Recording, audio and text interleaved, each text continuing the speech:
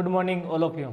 आज हम पढ़ रहे हैं इलेक्ट्रोमैग्नेटिक वेव यानी विद्युत चुंबकीय तरंगों का परावर्तन। जिसमें से हमारे पास आज का टॉपिक डिपेंडेंट करेगा एम्पलीट्यूड। एम्पलीट्यूड का अर्थ रह जाएगा हमारे पास आयाम। यानी कि जब कोई तरंग या कह सकते हैं इलेक्ट्रोमैग्नेटिक वेव, जब कोई विद्युत चुंबकीय तरंग किसी चालक माध्यम में प्रवेश करती है तो उसके आयाम में क्षय, लॉस या ह्रास होता है, यानी कि कमी होती है। उस पर आधारित आज का टॉपिक है हमारे पास विद्युत चुंबकीय तरंगों का चालक सतह से परावर्तन वाले में। यह टॉपिक हमारे पास डिपेंड रहेगा कि जब कोई तरंग या ईएमडब्ल्यू इलेक्ट्रोमैग्नेटिक वेव किसी कंडक्शन यानी कि चालक में प्रवेश करती है तो उसके आयाम में कमी हो जाती है। जैसे हम ये मानते हैं कि यह मीडियम एक यानी कि माध्यम, ये माध्यम नंबर एक, ये रह जाएगा हमारे पास माध्यम नंबर दो। माना कि माध्यम नंबर एक है हमारे पास अचालक, ये माध्यम नंबर एक है अचालक।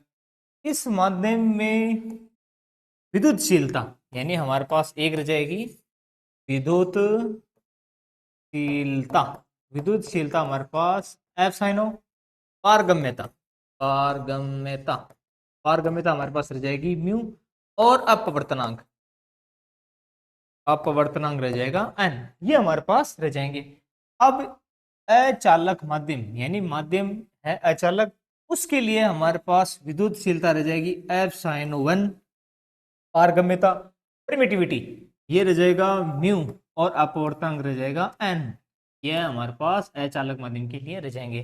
उसी प्रकार माध्यम दो है हमारे पास चालक यानी कंडक्शन। इसमें हमारे पास विद्युतशीलता एफ साइन रह जाएगा टू में, म्यू पारगम्यता रह जाएगी दो में, और अपवर्तनांक रह जाएगा एन टू। ये हमारे पास रह जाएंगे। जब कोई तरंग अचालक माध्यम यानी ये वाली स्थिति में है, तब इस स्थिति में हमारे पास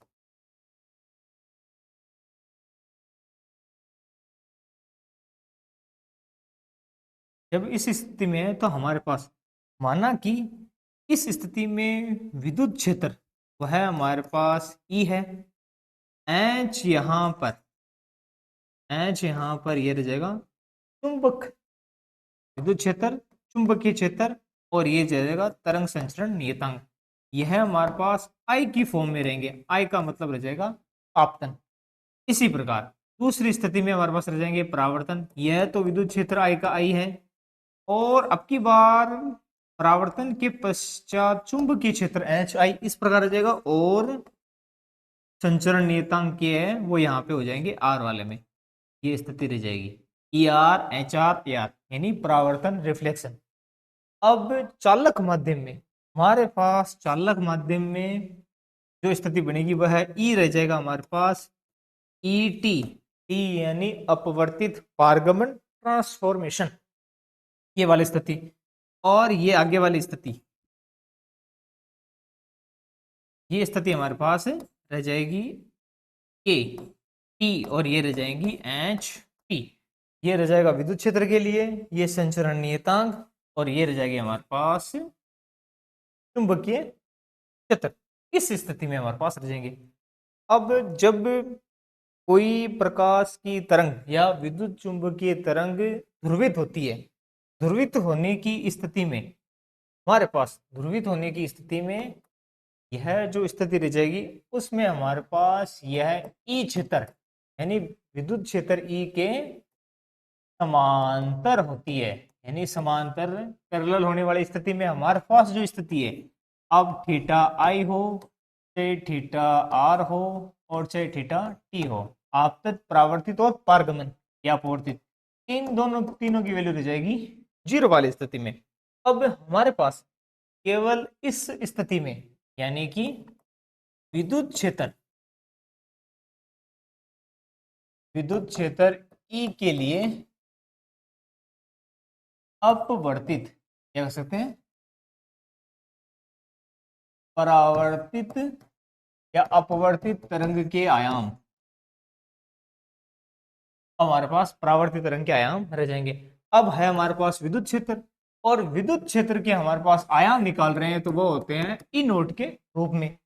अब विद्युत क्षेत्र है वो तीन भागों में रह जाएंगे, जैसे हमारे पास ई नॉट आई आपतित, ई नॉट आर परावर्तित, और ई नॉट टी पारगम्यत, ये वाली स्थिति रह जाएगी। आपतित वाली स्थिति में हमारे पास जैसे आयाम है E naught I, E naught आई वाली स्थिति में ई की पावर आयोटा के जेड, के आई जेड, यानी कि परावर्तित जो किरणें हैं वो जेड दिशा में मानते हैं, तो ये स्थिति रह जाएगी आयोटा के जेड माइनस ओमेगा टी, ये वाले में। ये जो स्थिति रह जाएगी ये हमारे पास आई की फॉर्म में रह जाएगी, और ये आई वाले में आगे की स्थिति बदल जाएगी, जैसे ई नॉट आर, हमारे पास ये जो स्थिति थी तीनों ये इस प्रकार रह जाएगी, ई आई के लिए, ई आर के लिए और ई टी के लिए। आयाम रह जाएंगे E naught I, E naught R और ई नॉट टी वाले में। इसमें फॉर्म रह जाएगी ई की पावर आयोटा के are Z omega T I की फॉर्म में। इसमें रह जाएगा ई की पावर आयोटा के T Z minus omega T I के की फॉर्म में। ये हमारे पास आयाम के रेस्पेक्ट में विद्युत क्षेत्र के लिए रह जाएंगे। इसी प्रकार चुंबकीय क्षेत्र, चुंबकीय क्षेत्र में परावर्तित वाले स्थिति वह अपवर्तित था, ये हमारे पास रह जाएगी परावर्तित क्षेत्र में आयाम, ये हमारे पास चुंबकीय क्षेत्र यानी कि एच, इस स्थिति में हमारे पास आयाम रह जाएंगे। ये भी तीन ही है, आई आपतित, एच आर परावर्तित, एच टी पारगम्यत वाली स्थिति में हमारे पास रह जाएंगे। अब इनके आयाम भी सेम है, E naught I, E naught R और ये रह जाएंगे ई नॉट टी, ये वाली स्थिति रह जाएगी। अब वापिस ई की पावर आयोटा के आई जेड ओमेगा टी, ई की पावर आयोटा के आर जेड ओमेगा टी, ई की पावर आयोटा के टी जेड ओमेगा टी वाली। इसमें चेंज ये है कि अगर आपतित किरण के लिए यहाँ पे एकांक सदिश अगर जे है तो अगली वाली स्थिति में वह जे नेगेटिव वाला है, क्योंकि परावर्तित वाली स्थिति है, चुंबकीय क्षेत्र है परावर्तित वाली यानी रिफ्लेक्शन वाली स्थिति में तो नेगेटिव में आएगा, और अपवर्तित वाले क्षेत्र में सेम रह जाएंगे। अगर हमारे पास स्थिति सेम आगे वाली स्थिति में निकालते हैं हम, अब निकालेंगे हम पारगमन कह सकते हो या अपवर्तित वाली स्थिति में। अपवर्तित वाली स्थिति निकालने के लिए हमें इन क्षेत्रों में संचरण निकालना पड़ेगा, संचरण या कह सकते हो पहले वेग वाली स्थिति में। अगर संचरण निकालते हैं तो संचरण होता है अपवर्तित किरण के लिए टी और उसकी वैल्यू होती है ओमेगा वी। जबकि हम जानते हैं इलेक्ट्रोमैग्नेटिक वेव, जब विद्युत चुंबकीय तरंगें पड़ी थी तो उसमें वेग की जो वैल्यू होती है वो होता है 1/√μ एप्सिलॉन नॉट। इन दोनों की वैल्यू अगर हम यहाँ पुट करें 1 में तो ये वैल्यू चली जाएगी हमारे पास AT बराबर omega root mu epsilon naught, यानी कि संचरण नियतांक ये वाली स्थिति में रह जाएगा। संचरण नियतांक जब कोई विद्युत चुंबकीय तरंगे यानी कि इलेक्ट्रोमैग्नेटिक वेव चालक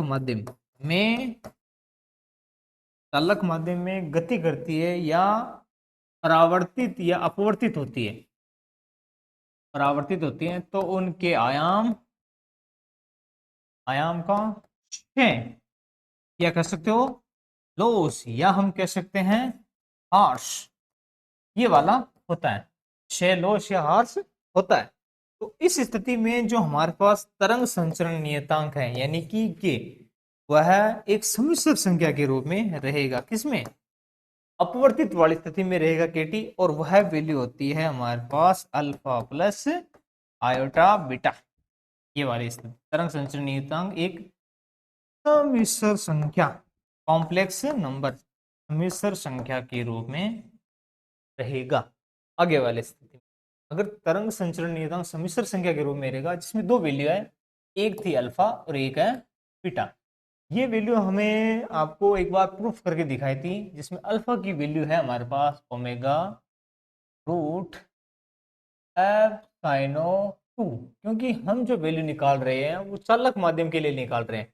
इसमें म्यू 2 एंड 2 ये तीनों वैल्यू 2 वाली स्थिति में रहेगी, क्योंकि 1 वाली स्थिति है वह हमारे पास अचालक माध्यम के लिए थी और ये हम निकाल रहे हैं चालक के लिए। तो म्यू 2 एफ साइनो 2 बाई 2 और एक value 1 plus sigma omega F साइनो, ये वाली में 2 ये वाली 2, फिर ये जाएगी स्क्वायर में -1, ये वाली स्थिति रहेगी हमारे पास इस प्रकार 1/2 वाली फॉर्म में। ये अल्फा की वैल्यू थी, जबकि बीटा की वैल्यू हमारे पास थी ओमेगा एफ साइनो 2 mu 2 by 2 1 plus root sigma F, आवृत्ति दोनों में सेम रह जाएगी, तो हमारे पास रह सकते हैं ओमेगा, ये 1 और 2 दोनों इक्वल वाली स्थिति में सेम है, तो एफ साइनो 2, यहाँ पे सिग्मा यानी चालकता का मान दूसरी स्थिति पर डिपेंड कर सकते हैं, तो ये रह जाएगी +1, पूरा वैल्यू रह जाएगी 1/2 यानी रूट के अंदर। ये हमारे पास उस समीकरण के अनुसार यानी तरंग संचरण के बराबर alpha alpha plus iota beta वाले फॉर्म में अल्फा और बीटा की वैल्यू है। यदि तरंग संचरण नियतांक के यह हमारे पास के टी के रूप में या फिर हम कह सकते हैं ई टी की फॉर्म में आए, ई टी की फॉर्म में आएगा तो हमारे पास जो वैल्यू रह जाएगी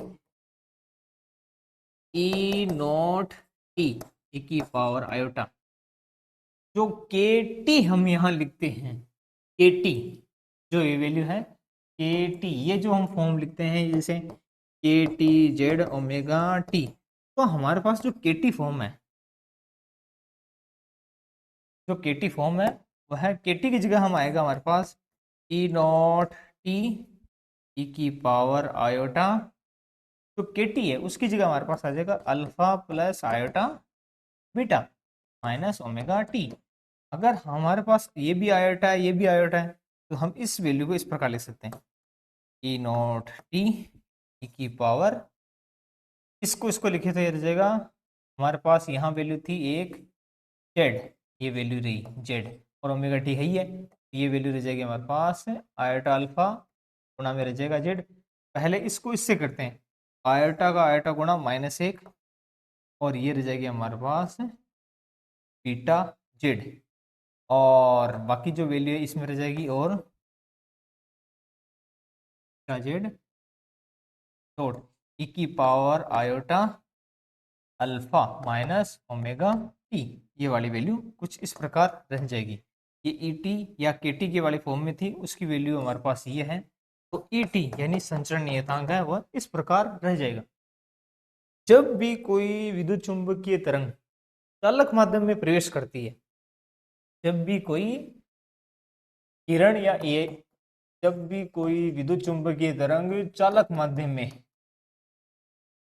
माध्यम में प्रवेश करती है तो उसके आयाम में कमी होती है। इस चीज को यानी जब कोई तरंग चालक माध्यम में प्रवेश करती है या गति करती है तो उसके आयाम में या आयाम पर निर्भर करती है, आयाम पर निर्भर यानी डिपेंडेंट रहेगी, आयाम पर डिपेंडेंट रहेगी यानी एम्पलीट्यूड पर, उसे हम बोलते हैं त्वचा त्वचा गहराई, त्वचा गहराई यानी कि स्किन डिप्थ, ये हमारे पास रह जाएगी त्वचा गहराई यानी स्किन डिप्थ।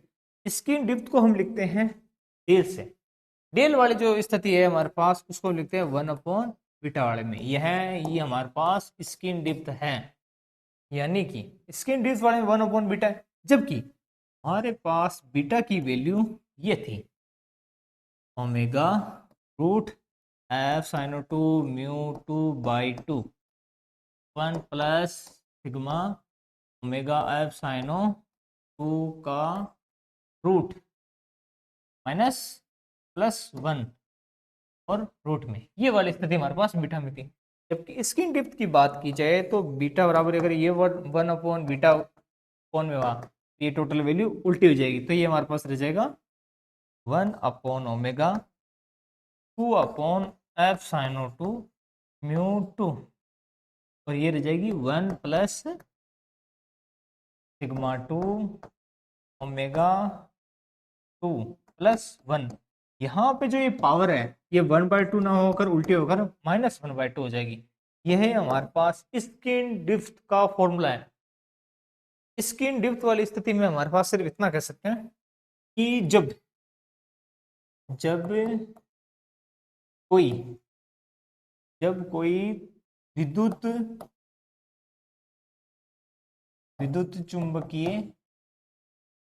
चुंबकीय तरंग, जब कोई विद्युत चुंबकीय तरंग चालक माध्यम में प्रवेश करती है, कि चालक माध्यम में जाती है, तो उसका आयाम प्रारंभिक मान का 1/E गुना रह जाता है, 1/E गुना रह जाता है, जिसे हम स्किन डिप्थ कहते हैं, मतलब कि त्वचा गहराई, हमें स्किन डिप्थ कहते हैं। हमें इस टॉपिक को पूरा का पूरा पढ़ना चाहिए। पूरे से पूरे में हमारे पास एक है बात बताते हैं आपको कि मंजिल पर सफलता का निशान चाहिए, होठों पर खिलखिलाती मुस्कान चाहिए, छोटे से छोटे छोटे टुकड़ों में बहकने वाले हम नहीं, हमें तो पूरा आसमान चाहिए। Thank you.